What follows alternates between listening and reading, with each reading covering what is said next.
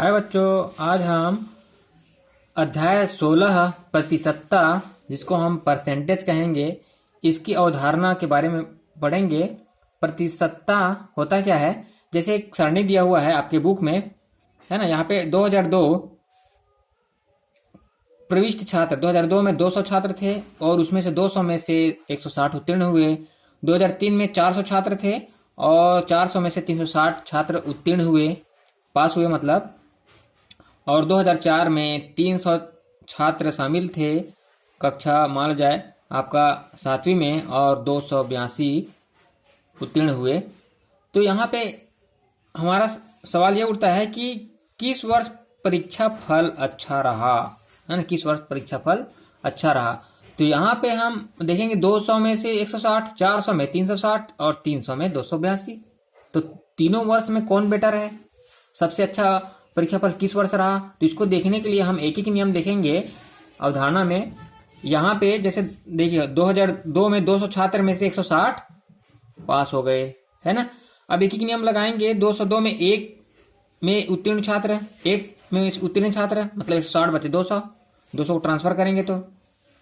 और उसी प्रकार हम यहाँ पे 2002 का निकालें। 2002 में 400 विद्यार्थी शामिल से, उसमें से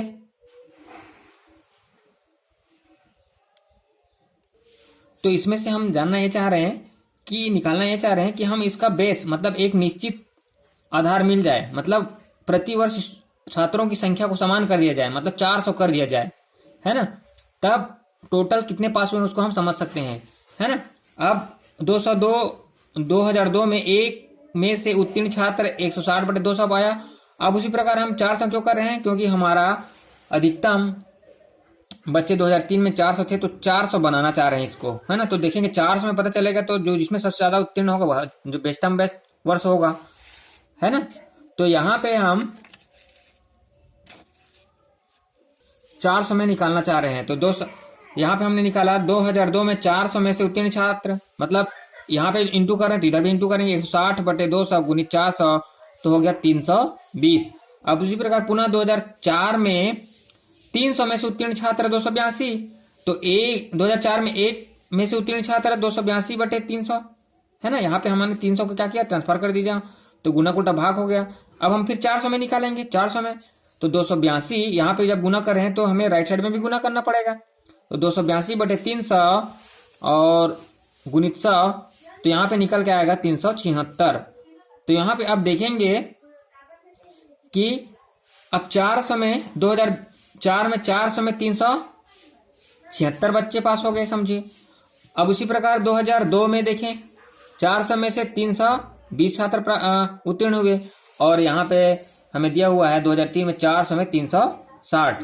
तो इस प्रकार हम कह सकते हैं सबसे ज्यादा अंक क्या हो रहा है, 376, 320, और यहाँ पे हमें मिला 360।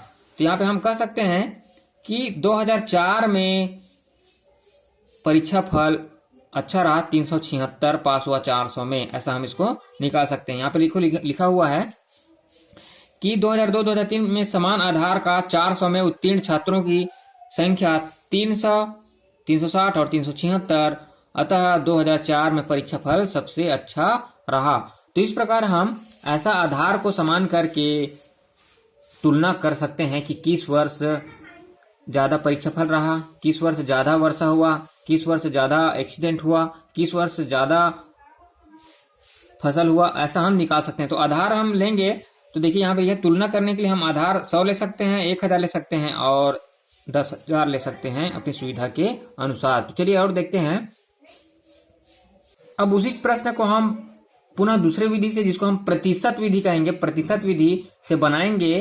तो देखिए इसमें हमें कैसे समझ में आएगा। 2002 में 100 में से उत्तीर्ण छात्रों की संख्या 160 बटे 200, मतलब 200 था और 160 हुआ। इसको हम 100 को इंटू कर रहे हैं तो प्रतिशत में निकल जाएगा, तो ये मिल गया हमें 80 मिल गया। उसी प्रकार 2003 में 100 में से उत्तीर्ण छात्र, तो 400 विद्यार्थी थे, उसमें 360 पास हुआ था, इंटू 100 करेंगे तो 90 हुआ यहाँ पे। और अंतिम वर्ष 2004 में 100 में से उत्तीर्ण छात्रों की संख्या 300 छात्र शामिल थे, उसमें 282 प्राप्त हुआ, उसको हम इंटू 100 कर रहे हैं तो 94 हुआ। अब इसी प्रकार हम तीनों की तुलना करें, 80, 90 और 94, तो यहाँ पे इससे हमें समझ में आ रहा है कि 2004 में परीक्षा फल बहुत ही अच्छा रहा। ऐसा हम इसको बहुत अन्य तरीकों से निकाल सकते हैं। अब यहाँ पे इस प्रकार तुलना करने की यदि समान आधार 100 लेते हैं तब इसे प्रतिशत अर्थात प्रति 100 पर कहेंगे।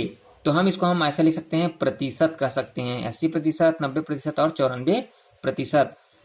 तो हम कह सकते हैं क्या, प्रतिशत अर्थात प्रत्येक 100 पर कहेंगे। किंतु यदि तुलना की जाने वाली राशियां बहुत बड़ी हो तो समान आधार 1000, 10,000 और 1,00,000 के रुपए लेते हैं। इसी प्रकार प्रति 1000, प्रति 10,000 और प्रति लाख कह सकते हैं।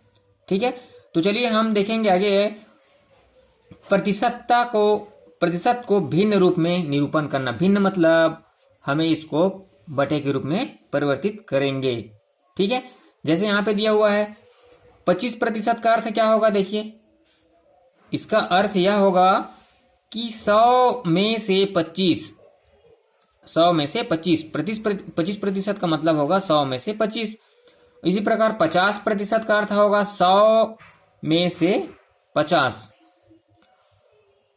और 100 में से 25 या 50 को अन्य रूपों में भी हम लिख सकते हैं। इसे ही हम प्रतिशतता कहते हैं। चूंकि प्रतिशत एक अनुपात है और भिन्न को दशमलव रूप में भी लिखा जा सकता है, अतः प्रतिशत को भी अनुपात एवं दशमलव के रूप में लिखा जा सकता है। अतः अब प्रतिशत को भिन्न रूपों में व्यक्त करने की प्रक्रिया को एक एक करके हम ध्यान से सीखेंगे। अब यहाँ पे दिया हुआ देखिए छोटे छोटे उदाहरण दिया। प्रतिशत को देखेंगे सबसे पहले भिन्न में बदलना। भिन्न में मतलब बटे में बदलना। अब 50% का अर्थ हमने सीखा कि 100 में 50। इसको हम लिखेंगे कैसे, 50/100। जो टोटल है, कुल है, उसको हर में लेते हैं और जितना बोला जा रहा है उसको अंश में लिखते हैं। अर्थात हम कहेंगे प्रतिशत तक का मतलब होता है 1/100 कह सकते हैं।